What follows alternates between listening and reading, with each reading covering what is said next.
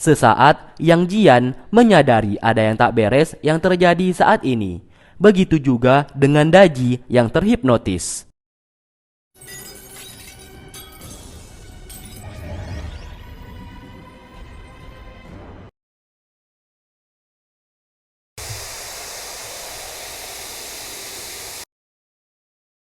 Zichu lalu melepaskan mantra di tubuh Nyonya Lucky, dan seketika Nyonya Lucky langsung tersadar kalau orang di depannya saat ini bukanlah Morong anaknya, melainkan seorang iblis.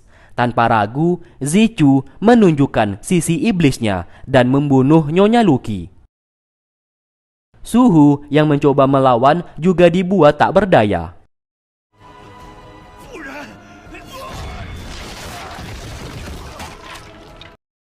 Tak lama kemudian, Daji yang terkena hipnotis datang ke sana. Suhu yang pantang menyerah terus melawan menggunakan pedang Suan Yuan. Melihat hal tersebut, Zichu sangat terkejut karena pedang dewa berada di sana. Namun dalam posisi pedang tersebut belum terlepas dari sarungnya. Ia pun menghajar Suhu dan hendak merebut pedang tersebut. Karena pedang Suan Yuan merupakan senjata para dewa, kelemahan para iblis.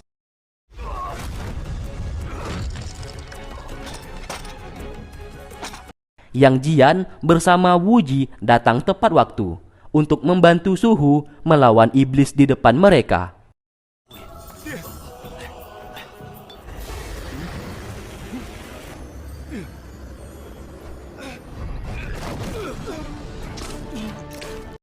Sekuat tenaga, mereka bersama-sama menarik pedang dewa secara paksa, dan akhirnya berhasil mereka lakukan.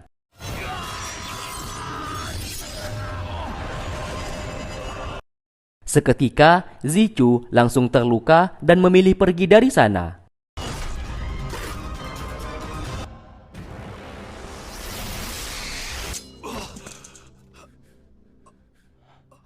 Ia pun lalu kembali ke tempat asalnya sambil memakan jiwa manusia di dalam kendi. Ternyata alasan ia ingin menangkap Daji karena Daji memiliki jiwa manusia yang sangat suci. Apabila ia berhasil mendapatkannya, maka Zichu bisa hidup abadi. Ia pun akan melakukan apapun untuk mendapatkan jiwa milik Daji.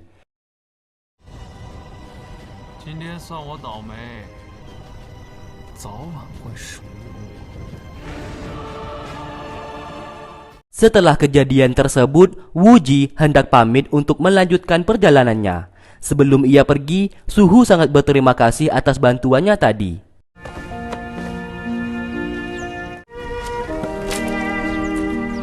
Di depan gerbang, Yang Jian juga berterima kasih dan ingin mengajak Wuji tinggal di rumahnya untuk menjadi saudara. Namun, Wuji menolak karena ia senang berkelana. Apabila memang berjodoh dan bertemu kembali, Wuji akan menerimanya sebagai saudara.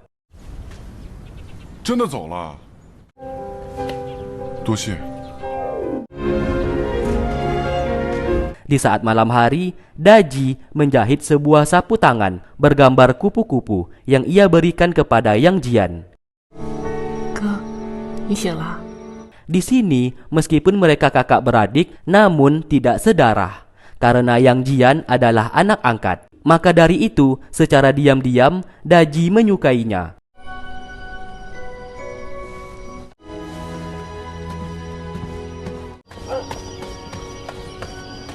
Lalu keesokan harinya, Suhu saat ini berpamitan karena hendak pergi menuju kerajaan Shang. Karena setiap 1 bulan sekali, seluruh klan yang ada harus memberikan uang kepada kerajaan Shang sebagai wajib pajak yang harus mereka bayar. Tak lama kemudian, Yang Jian juga keluar menggunakan kuda untuk menyusul kepergian ayahnya.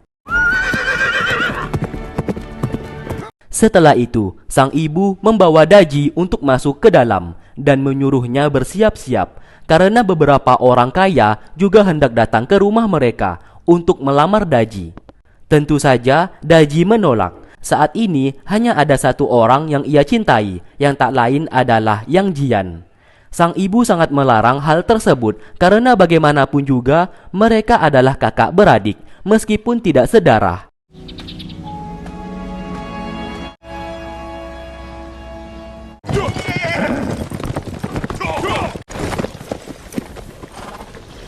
Yang Jian berhasil menyusul ayahnya dan ingin ikut pergi ke istana kerajaan. Suhu sangat melarangnya untuk ikut.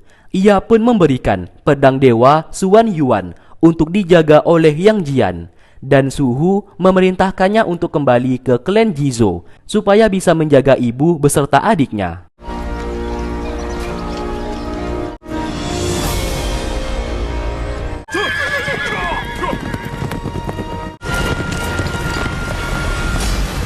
Setelah Suhu pergi, Yang Jian dihalang oleh pasukannya sendiri yang tiba-tiba menyerangnya dan meracuni Yang Jian dengan minuman di sana.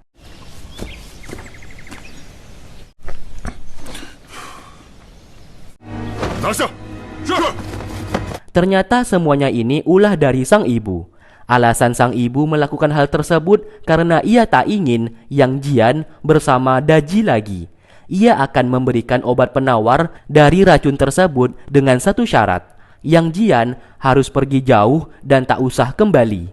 Sebenarnya sang ibu tidak tega melakukan semuanya ini. Namun inilah jalan yang ia pilih dan mau tidak mau harus melakukannya. Yang Jian tetap dengan pendiriannya kalau ia tidak akan pergi apalagi meninggalkannya. Ia sudah mendapatkan tugas dari sang ayah untuk menjaga sang ibu beserta adiknya.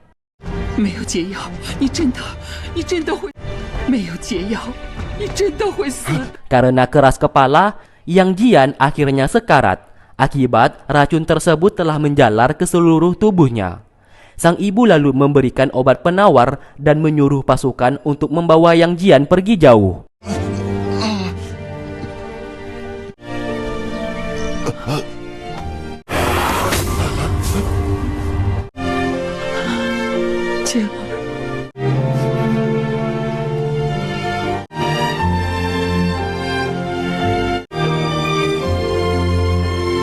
Di istana kerajaan, 5 klan di seluruh dunia datang untuk membayar pajak kepada Xin selaku raja kerajaan Shang.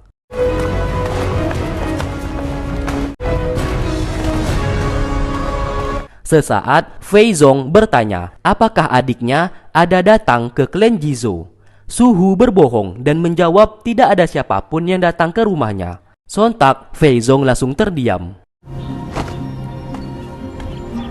Di dalam istana, semua pemimpin klan sujud hormat. Namun bangkeknya, Xin justru terlihat masih santai sambil dipijit oleh beberapa pelayan. Fei Zong diutus untuk menerima semua uang pajak yang diberikan oleh beberapa pemimpin klan dan diberikan tanda ke punggung mereka masing-masing sebagai tanda kalau mereka sudah membayar. Namun di sini hanya Suhu yang tidak membayar karena warga di klan Jizou miliknya mengalami krisis pangan dan tidak memiliki uang. Suhu memberikan surat kepada Fei Zong supaya diberikan kepada sang raja.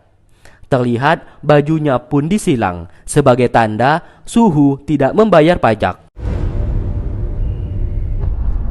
Xin yang membaca isi surat tersebut menjadi sangat murka kepada Suhu karena tertulis uang pajak yang dipungut oleh kerajaan terlalu tinggi dan tidak manusiawi. Suhu juga meminta keringanan uang pajak. Sesaat, Fei Zong berkata kalau Suhu memiliki seorang anak gadis yang sangat cantik. Sang raja bisa menjadikannya sebagai selir. Mendengarkan hal tersebut, Xin menjadi tergoda dan memerintahkan Fei Zong untuk mengambil anak gadis milik Suhu sebagai bayaran uang pajak. Informasi itu pun langsung disampaikan kepada Suhu. Sontak, Suhu tidak terima karena tak mungkin baginya menjual anaknya demi membayar uang pajak. Ia pun memberontak dan melawan di sana. Namun sayang, ia langsung diusir dari istana dan dicap sebagai pengkhianat. Sebagai bentuk rasa kekesalannya, Suhu mencoret dinding istana dengan menuliskan Xin adalah raja yang sangat kejam dan tidak manusiawi. klan Jizo miliknya tidak akan mau lagi bertekuk lutut di hadapan kerajaan Shang. Xin yang melihat itu menjadi sangat marah dan memerintahkan anak laki-lakinya yang bernama Yin Jiao untuk menyerang klan Jizo dan menculik anak gadis milik Suhu. Singkat cerita, Suhu bertanya kemana Yang Jian saat ini dan kenapa pedang Suan Yuan berada di tangannya. Sang istri menjawab kalau Yang Jian telah ia usir karena ia tak ingin Yang Jian dekat dengan Daji. Sontak, Suhu menjadi sangat marah karena situasi saat ini sedang genting. Dalam waktu dekat, kerajaan Shang pasti akan datang menyerang. Dan benar saja, beribu-ribu pasukan kerajaan Shang telah hampir tiba.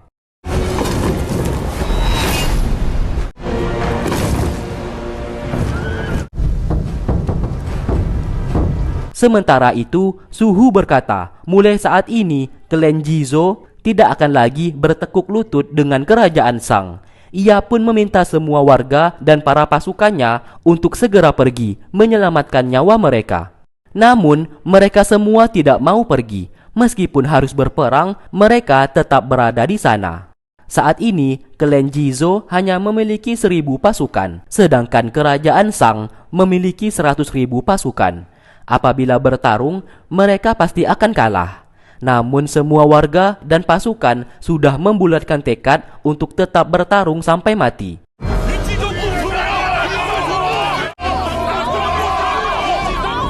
Dan akhirnya, perang besar pun sebentar lagi akan terjadi.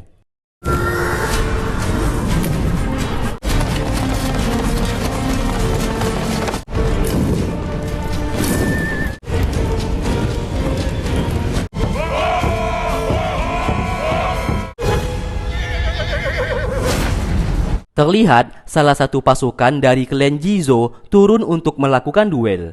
Memang sebelum berperang, setiap pasukan masing-masing harus menurunkan 1 orang. Duel itu pun berlangsung sangat sengit. Namun sayang, pasukan yang diutus oleh klan Jizo harus kalah di sana.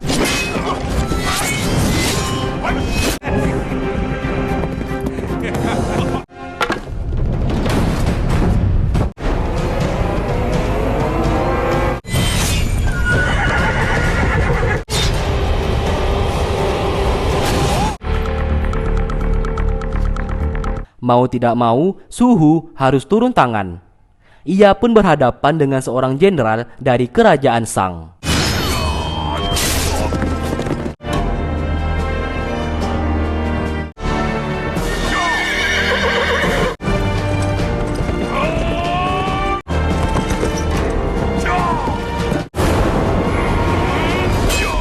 Di waktu bersamaan, Yang Jian telah sadar dan ditemukan oleh Wuji. Ia pun merasa heran kenapa bisa Yang Jian berada di sana. Yang Jian menjawab kalau ia diusir oleh ibunya sendiri dan diracuni akibat hubungannya terlalu dekat dengan Daji, dan ibu angkatnya tidak menginginkan hal tersebut. Duel berlangsung sangat sengit. Suhu berusaha sekuat tenaga untuk mengalahkan musuhnya hingga ia terluka parah.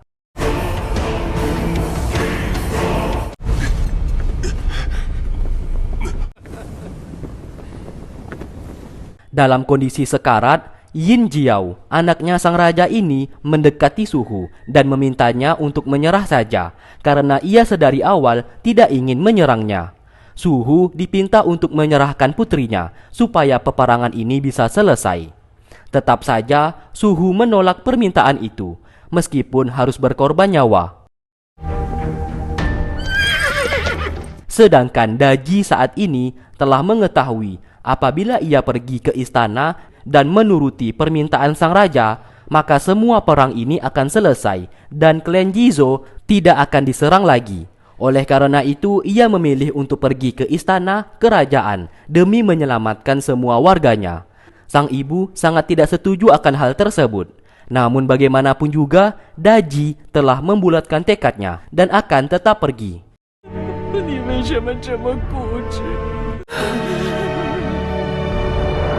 Semua pasukan klan Jizo yang terlihat sangatlah sedikit langsung turun untuk berperang. Suhu mencoba menghentikan mereka semua, namun tetap saja ia tidak mampu. Gilanya lagi, semua pasukan milik Suhu justru dikalahkan oleh seorang jenderal yang sangat kuat. Bahkan cukup dengan dirinya sendiri. Semua pasukan milik Suhu berhasil dibunuh.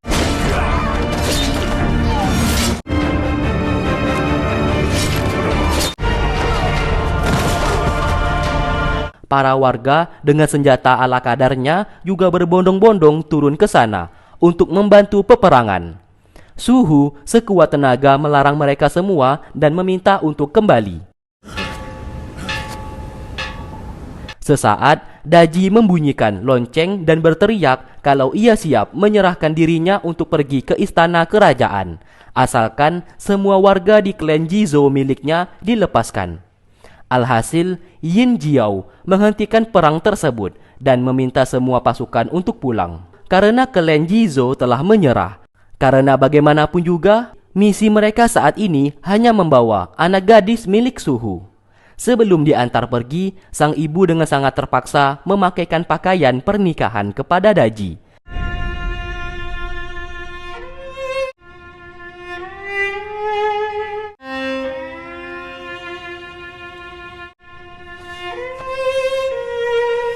Setelah itu, sang ibu menemui Suhu dan sepertinya mereka sedang merencanakan sesuatu hal. Siapa sangka, Suhu memenggal kepalanya sendiri hingga tewas.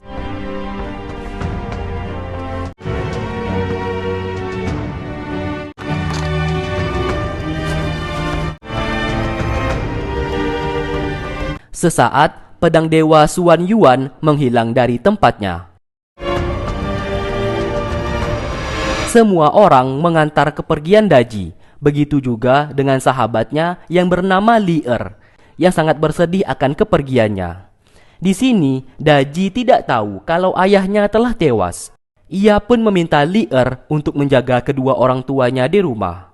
Sesaat, salah satu pasukan datang dan memberikan sebuah kotak hadiah, titipan dari ibunya, yang dimana nantinya Daji harus menyerahkan kotak hadiah tersebut kepada sang raja. Ibu dan ayahnya saat ini tidak bisa mengantar kepergiannya dengan alasan sangat bersedih.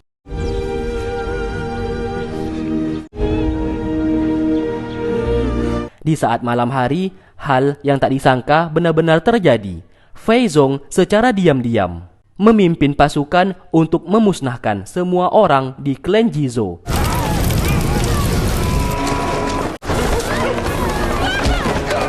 Sedangkan Yin Jiao yang membawa Daji untuk kembali ke istana tidak mengetahui hal tersebut. Dan terlihat semua orang di klan Jizo dibunuh tanpa ampun.